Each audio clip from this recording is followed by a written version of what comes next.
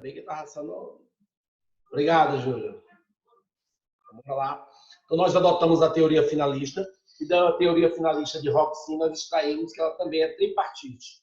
Por que ela é tripartite? Porque o conceito de crime para a teoria finalista, crime é um fato típico, ilícito e culpável. Crime é um fato típico, ilícito e culpável. Professor, mas o que é um fato típico? Um fato típico, é quando nós temos uma conduta produtora de um resultado. Entre essa conduta e resultado existe um vínculo chamado de nexo causal, e essa conduta está ajustada em uma norma que chamamos de tipicidade. Então, quando preenchidos 4 elementos, conduta, resultado, nexo causal, tipicidade, esse fato humano, esse comportamento humano não é apenas mais um fato, mas é um fato típico, um fato tipificado pela norma. Se faltar um desses elementos, o fato será atípico, logo não terá crime. Nosso crime, mas não é apenas um fato típico, tem que ser requisitos, são cumulativos, o fato tem que ser típico, tem que ser ilícito, tem que ser culpável. Professor, e quando é que o fato é ilícito? Todo fato típico, ele também é ilícito. Todo fato típico, ele também é ilícito. Mas ele é ilícito por presunção. E, primeiramente, essa presunção é uma presunção relativa. Por que é uma presunção relativa? Porque o próprio legislador, a própria lei, o próprio Código Penal, ele traz algumas causas que justificam o fato típico. Ele traz algumas causas que excluem a ilicitude. E que causas são essas? O artigo 23, ele traz lá o estado de necessidade, a legítima defesa, o estrito cumprimento de um dever legal e o exercício regular de um direito. Então, o artigo 23 traz o estado de necessidade, a legítima defesa, o estrito cumprimento do dever legal e o exercício regular de um direito. Só que a doutrina, como elas são em lei, são chamadas causas legais. A doutrina traz mais uma causa, que é o consentimento do ofendido. Já que a doutrina que apresenta o consentimento do ofendido não está na lei, isso é uma causa supra-legal. Se o agente não conseguiu provar que ele praticou aquele fato típico, não conseguiu justificar através do estado de necessidade, da legítima defesa, do estrito cumprimento do dever legal, no exercício regular de um direito ou no consentimento do ofendido, aquele fato típico que tinha uma presunção relativa de ilicitude, essa presunção passou a ser uma presunção absoluta. Então, todo fato típico também será um fato ilícito. Todo fato típico, ele também será ilícito. Só como nós não adotamos a teoria bipartite de Damasio e de Fernando Capês, nós não adotamos, nosso código adotou a teoria tripartite, eu não posso ainda afirmar que há um crime. Eu preciso também analisar a culpabilidade. Eu analiso estudando a pessoa que praticou esse fato típico ilícito. O agente. A primeira coisa, eu preciso estudar a imputabilidade penal. Porque a inimputabilidade penal são causas de isenção de pena, logo exclui a culpabilidade. Se exclui a culpabilidade, não há que se falar em crime. Mesmo que ele tenha praticado um fato típico ilícito. Por exemplo, o menor de 18 anos, ele pratica um fato típico ilícito, mas ele não tem culpabilidade. Ele é isento de pena, logo ele não pratica crimes. Ele não pratica crimes. Também, mesmo que a pessoa tenha imputabilidade penal, é possível que no caso concreto, essa pessoa, ela desconheça a norma. No momento do fato típico ilícito, ela desconheça a norma. Ela pensa que essa conduta dela não é proibida por nenhuma lei. É o que nós chamamos de erro, ela vai atuar em erro de proibição. Quem está em erro de proibição não tem potencial consciência da ilicitude. Não tem potencial consciência da ilicitude. Então, se falta potencial consciência da ilicitude, também não vai ter culpabilidade. Logo, se não vai ter culpabilidade, não vai existir o crime. Não vai existir o crime. Mas pode acontecer de que, no caso concreto, a pessoa pratica o fato típico ilícito, ela seja imputável, ela conheça, sabe o que está fazendo, sabe que é crime, tenha potencial consciência da ilicitude, mas eu eu, sociedade, não poderia exigir dessa pessoa, não aquela. Eu não poderia exigir da sociedade uma conduta diversa. Ou seja, a inexigibilidade de conduta diversa exclui a culpabilidade.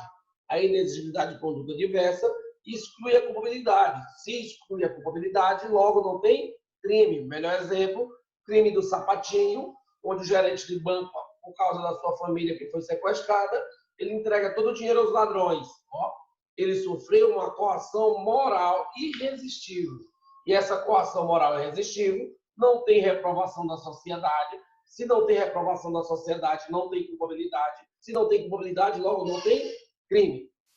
Muito bem, apresento a vocês a teoria geral do crime com todos os seus elementos. Apresentada a teoria geral do crime, nós vamos começar a estudar todos os elementos da teoria. O primeiro elemento, nós começamos a estudar a conduta. A conduta é o primeiro elemento do fato típico.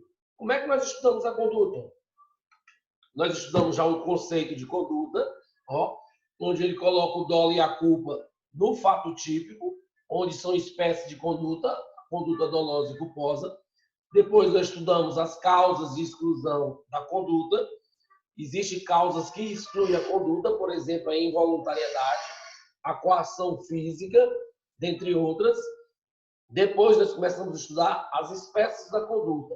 E a conduta ela pode ser dolosa ou culposa, ela pode ser comissiva ou omissiva, e entre eles nós temos uma falsa percepção da realidade, que nós chamamos de erro de tipo. Então, ó, a conduta pode ser dolosa ou culposa. Na aula passada, nós terminamos o crime doloso, ó, e iniciamos o crime culposo. Tanto o crime doloso como o crime culposo estão previstos no Código Penal, no artigo 18. No inciso 1 está o crime doloso. No inciso 2 nós temos o crime culposo. E o que é o crime culposo? Primeira coisa que eu devo lembrar do crime culposo, ele não pode querer e nem aceitar o resultado. Ele não pode querer e nem aceitar o resultado, pois se ele querer ou aceitar o resultado, a conduta dele não é culposa. A conduta dele é dolosa. E o que é o culposa, a conduta culposa, o crime culposo? É quando o resultado se dá por causa da imprudência, da negligência ou da imperícia. Nós pegamos um conceito extraído lá do Código Penal Militar, que ele é bem abrangente. Ele diz que crime culposo consiste numa conduta voluntária, uma conduta voluntária que realiza um evento ilícito, não querido ou aceito pelo agente, mas que lhe era previsível. Se tinha previsão, nós chamamos isso de culpa inconsciente, ou era excepcionalmente previsto. Isso chamamos de culpa consciente, e que poderia ser evitado se o agente empregasse a cautela necessária. Ou seja, toda vez que perguntar para vocês o que é um crime culposo, o que é culpa, é uma conduta voluntária produzindo um resultado involuntário. É uma conduta voluntária produzindo um resultado involuntário. Nós paramos aqui, vamos começar a estudar os elementos do crime culposo. Os elementos do crime culposo. Professor, quais são os elementos do crime culposo? O primeiro elemento do crime culposo é a conduta humana voluntária. Voluntária. Conduta humana voluntária, presta atenção. A minha conduta, ela é voluntária. E nós já aprendemos que a involuntariedade existe conduta. A involuntariedade é causa de exclusão da conduta. Então, a conduta, eu sei o que estou fazendo. Eu sei o que estou fazendo. A minha conduta é voluntária. O que é isso? Ação ou omissão dirigida ou orientada pelo querer, causando um resultado involuntário.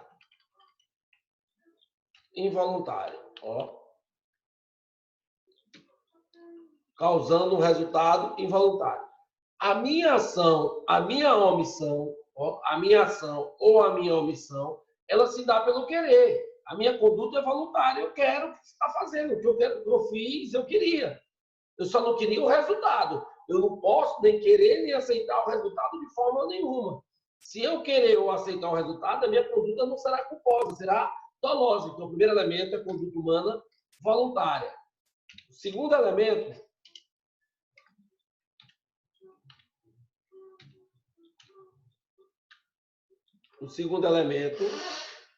o segundo é uma violação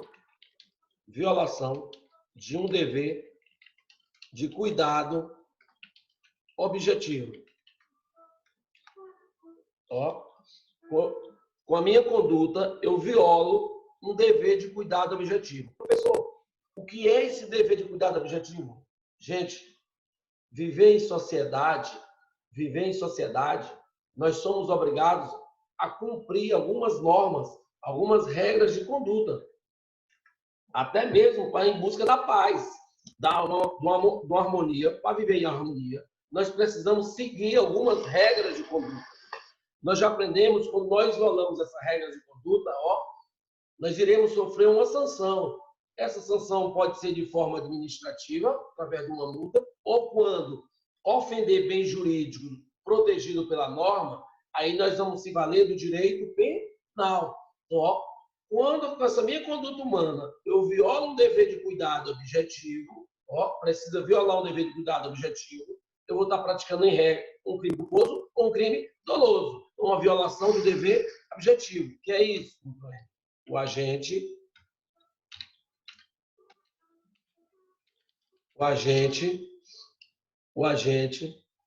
na culpa, viola o seu dever de diligências. O que é dever de diligência? Regra básica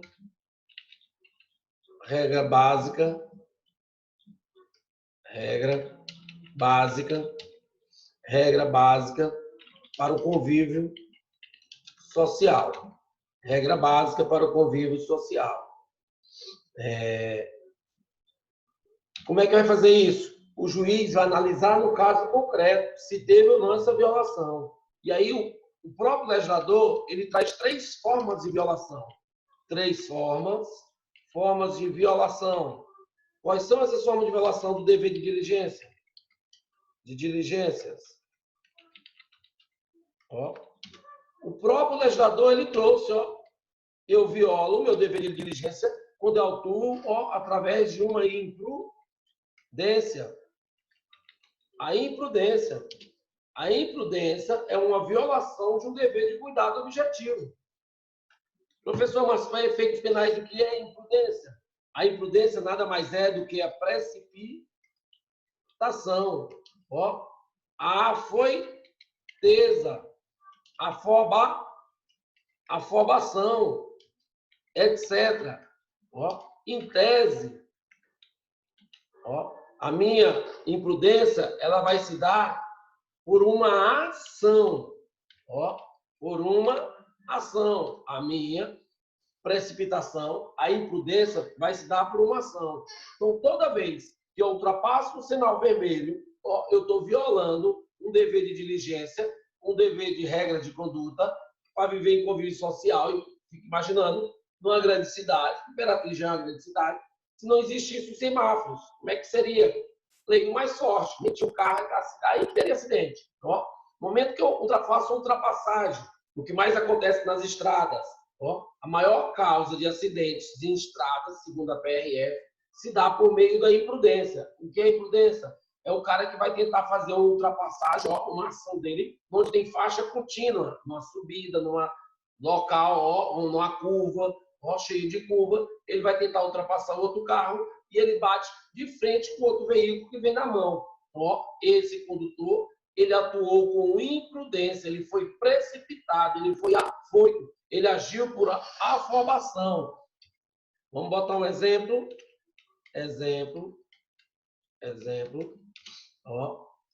Dirigir em alta velocidade, na chuva. Ó, dirigir em alta velocidade na chuva. O risco de acidente é muito grande. Se vir acontecer um acidente e se eu lesionar ou tirar uma vida de alguém, ó, calma, desde que não seja droga habitual, né? Desde que no caso concreto eu não esteja ligado o botão do foda-se, né?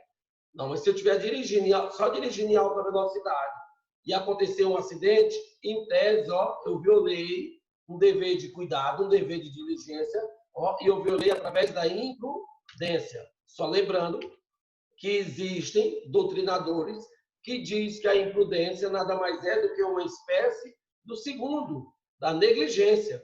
Ó, negligência. Eu posso violar também um dever de cuidado objetivo através da negligência. Professor, o que é a negligência? Lembrando que a imprudência para alguns doutrinadores também é uma negligência, certo? Mas aí o nosso código ele trouxe separado, ele trouxe imprudência, negligência ou imperícia. O que é a negligência? A negligência nada mais é do que a ausência de precaução. Ó, negligência é a ausência de precaução. É você deixar de fazer algo quando você é obrigado. Deixar de fazer. Eu sou obrigado a fazer a manutenção do meu carro. Eu sou obrigado a trocar os pneus quando os pneus estiverem careca. Eu sou obrigado a cumprir muitas regras de conduta. No momento que eu deixo de prestar, que eu deixo de fazer, ó, eu estou sendo negligente.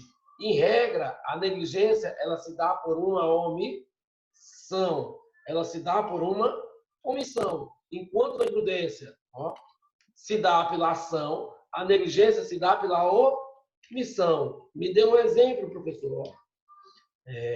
Exemplo: dirigir com pneus carecas. Ó, aconteceu o acidente, pneus careca. Aconteceu o acidente e só aconteceu o acidente, ele só não conseguiu parar o carro porque estava com o pneu careca. Se ele estava com o pneu careca, ó, ele violou um dever de cuidado objetivo, ele foi negligente, ó, se deu através da negligência. E por fim, o código diz, ó, viola também um dever de um cuidado objetivo, um dever de diligência, quem atua de forma imperícia, com imperícia. E o que é imperícia? É a falta de aptidão técnica para o exercício de arte ou profissão. Presta atenção. A imperícia é a falta de aptidão técnica. Não quer dizer, ó, eu só vou ser imperito se eu não tiver habilitação, não, viu? Eu posso muito bem ter habilitação. E mesmo com habilitação, mesmo aqui na aptidão técnica, naquele ato, naquele fato, ó, aquela minha conduta foi imperita. Eu não fui perito naquela ação, ó, ou na omissão. Eu vou contar um fato que aconteceu aqui em Praga 3, e o que acontece em Vegas, fica em Vegas, né? Então, eu vou contar para vocês. Não sei se alguém conhece as pessoas, eu só sei que o fato aconteceu e eu acho massa que ele serve justamente, por exemplo, tanto da imprudência como da imperícia. Determinada pessoa, uma mulher, ela ganhou de presente do marido um carro zero. E aí, na época, estava começando a sair os carros automáticos. E aí, quem dirige carro automático, na verdade, todos os carros hoje que fossem lançados deveriam todos ser automáticos. Porque o carro automático, em tese, evita mais acidente. Você, no congestionamento, você vai só controlando com o pé no freio, deixa o carro ir sozinho. Nessa subida da Beira-Rio, quando a gente vai tirar a carteira, né, o negócio de serrar a embreagem, no carro automático não existe isso de serrar a embreagem. Você controla no acelerador e com o freio. Então, ele deu um carrão para ela automático. E ela pegou o carrão no sábado à tarde. E aí saiu descendo a Dorival Pinheiro de Souza, toda alegre, ouvindo o somzão no carrão, ó, top, desfilando na cidade.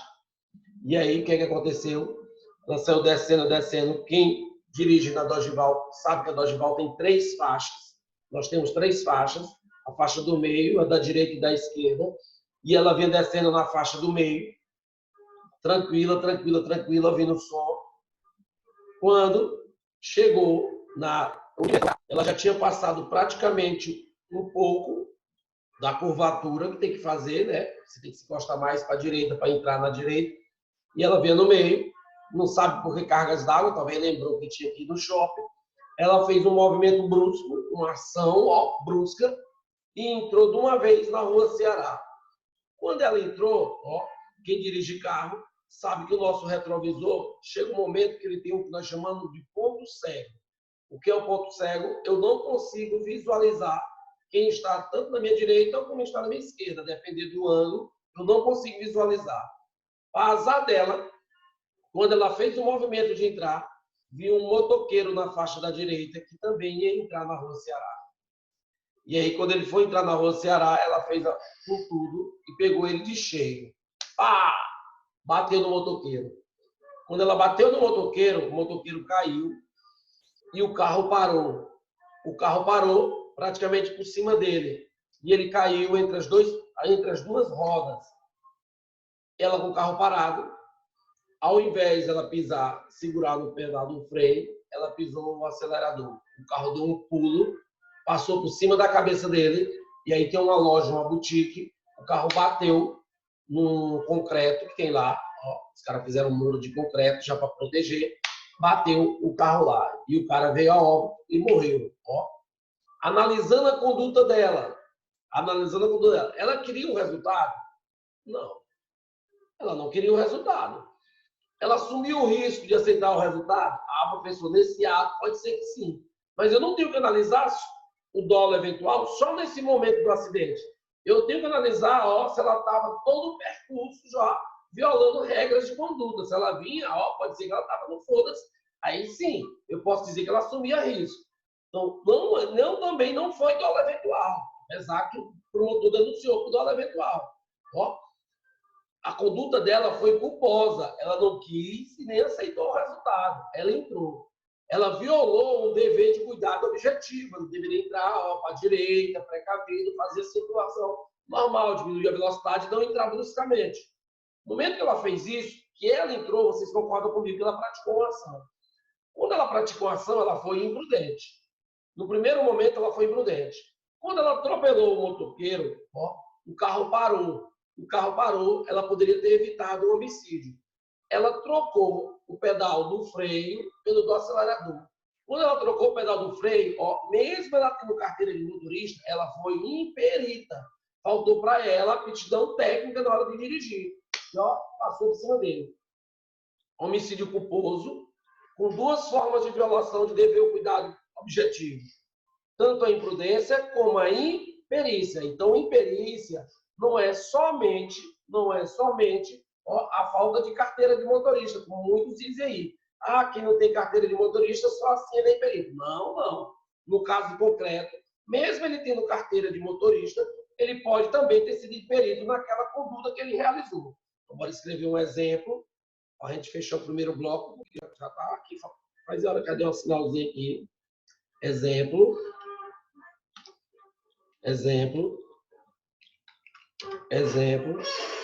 Trocar o pedal do freio pelo do acelerador. Trocar o pedal do freio pelo do acelerador. Nesse caso aí, segundo me falaram, eu não fui advogado, não conheci o processo, mas o Ministério Público entendeu que a conduta dela foi dolosa e denunciou ela por homicídio doloso. E aí, se homicídio doloso, a pessoa vai para a júri popular. O marido dela gastou um dinheiro danado com o advogado para conseguir desclassificar para homicídio culposo. Ó, homicídio culposo. Eu vou encerrar aqui, já 2 minutinhos estou de volta. Vou beber uma água, bebo um café, passo uma água no rosto, tem quem está dormindo ainda. Eu sei que está todo mundo fechado aqui, porque todo mundo está com cara de sono. Ó, 2 minutinhos novos, já voltamos.